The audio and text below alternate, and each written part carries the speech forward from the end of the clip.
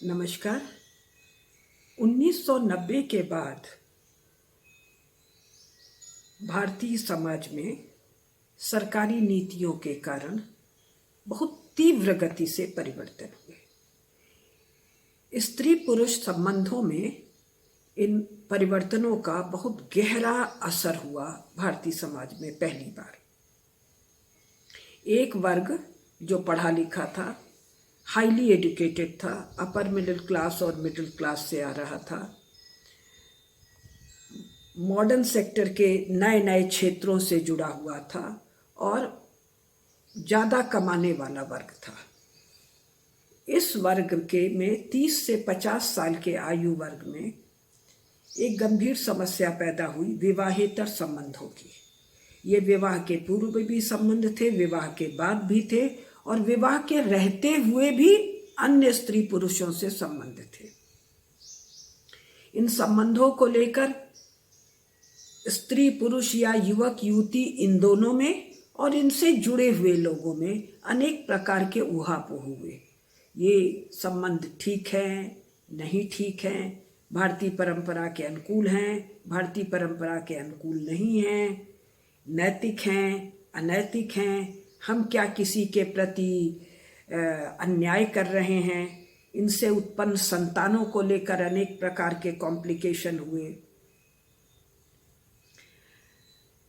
पिछले 10-15 सालों में इस वर्ग में से एक और छोटा वर्ग निकला जो इन मानसिक ऊहापोहों से मुक्त था, नैतिकता अनैतिकता की समस्या से मुक्त था और यूरो अमेरिकन वैल्यू सिस्टम में बहुत डीपली इंट्रेंच था कि सब ठीक है, सब चलता है, सुख ही मुख्य है और इस पूरी क्रिया में सुख है। लेकिन इन लोगों को दूसरी प्रकार की गंभीर समस्याएं आ गई। वो गंभीर समस्याएं थी व्यवहारिक समस्याएं, आपसी संबंधों में एक दूसरे से अनेकानेक प्रकार की समस्याएं, क्योंकि ये लोग यूरो अमेरिकी वैल्यूज के कारण परिवार से कटे हुए थे, समाज से कटे हुए थे, कमा रहे थे और स्वच्छंद जीवन जी रहे थे। ये समस्याएं डोमेस्टिक वायलेंस में बहुत गंभीरता से अभिव्यक्त हुई और अनेकानेक प्रकार के लीगल समस्याओं को, जिसके क्रिमिनलिटी वाले एंगल भी थे, यानी सिविल सूट भी थे, क्रिमिनल सूट भी थे, संपत्ति के बांटने के झमेले भी थे, बच्चों के भी झमेले थे, ऐसे अनेकानेक समस्याएं आई।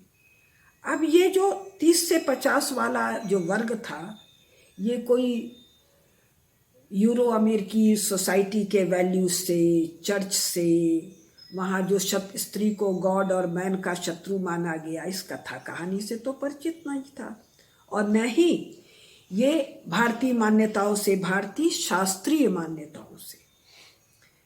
भारतीय शास्त्रों में स्त्री पुरुष संबंधों की विविधता को लेकर जो वर्णन है, जो व्याख्या है, जो सिद्धांत, इनमें किसी से ये वाकिफ नहीं था। साथ ही ये इंडियन पीनल कोड से भी नहीं वाकिफ है, ये हिंदू मैरिज एक्ट से भी नहीं वाकिफ है, ये इससे भी नहीं वाकिफ है कि इंडियन पीनल कोड में पार्लियामेंट के द्वारा कितने प्रकार के चेंजेस कर दिए गए हैं, संविधान में ही कितने प्रकार के अमेंडमेंट कर दिए गए हैं, किसकी राइट कम हो गई, किसकी राइट ज़्यादा हो गई। और एक जो नया चीज़ और हुआ इस पूरे मामले में, स्त्रियों की शक्तियाँ बहुत अधिक, कानूनी शक्तियाँ और अधिकार बहुत अधिक बढ़ा दिए गए और पुरुष एक प्रकार से निराश्रित छोड़ दिया गया भारतीय संविधान के तहत, भारतीय पार्लियामेंट के द्वारा। अब इन चीज़ों को हैंडल करना इस स्वच्छंद स्त्री पुरुषों के लिए भी संभव नहीं था और इसमें पुरुष एक प्रकार से दुष्ट स्त्रियां कह लीजिए, अनैतिक स्त्रियां कह लीजिए, चरित्र की मान्यताओं से मुक्त स्त्रियां कह लीजिए, इनकी दया पर आ गया और दया यहाँ थी नहीं, है नहीं। तो ये समस्या समाज में बहुत व्यापक है। पहले केवल इस क्लास में थी, अब ये समस्या उतर कर उन वर्गों में भी आ गई है जो सामान्य प्रचलित नैतिकताओं से बंधे हुए हैं। वो नैतिकताएं भारतीय शास्त्रों के अनुरूप हैं या विपरीत, इसको जानने वाला कोई नहीं है। एक दूसरा एक वर्ग और मेरे संपर्क में आया जो समाज में प्रचलित नैतिकताओं मान्यताओं से संचालित था, जिसको सामान्य गृहस्थ जीवन जीने की कोई खास इच्छा नहीं थी, जो देश समाज धर्म के लिए जीना चाहता था या इन तीनों का नहीं था तो कुछ खास सरोकार उसके थे। एक युवक मेरे परिचय में है जो खेलों के लिए समर्पित है, एक है जो मीडिया में बहुत काम करना चाहता है, कोई पर्यावरण के लिए है, कोई अनाथों के लिए है, कोई वृक्षों के लिए, कोई पक्षियों के लिए। आजकल तरह तरह के फैक्ट्स हैं।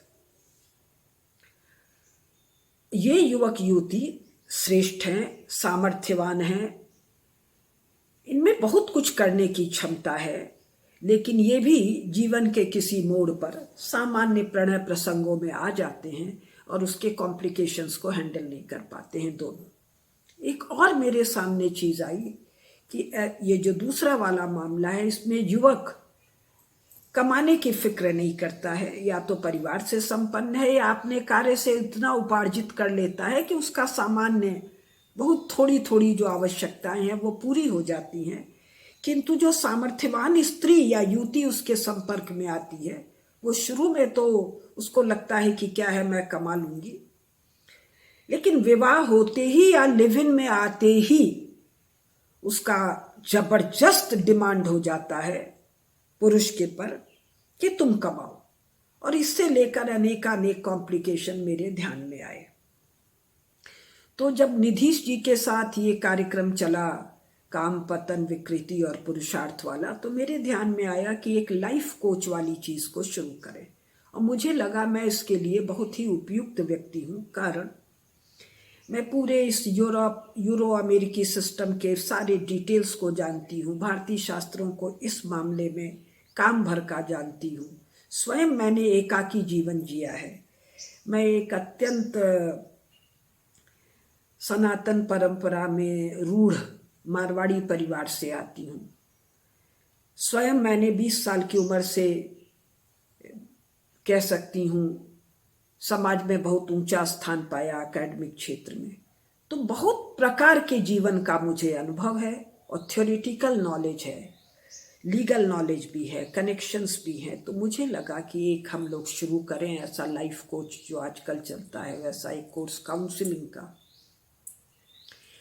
इसमें आप लोग अपने प्रश्न भेजेंगे और आइडेंटिटी अपने स्वाभाविक है गोपनीय रखेंगे, ABCD नाम दे देंगे, तो उस व्यक्ति को तो पता होगा मेरे प्रश्नों का उत्तर है, लेकिन वो उत्तर उस व्यक्ति के अलावा सैकड़ों उससे मिलते जुलते समस्या वाले लोगों के काम का होगा। यदि आप लोगों की रुचि हो तो ऐसा एक कार्यक्रम हम शुरू करें। नमस्कार।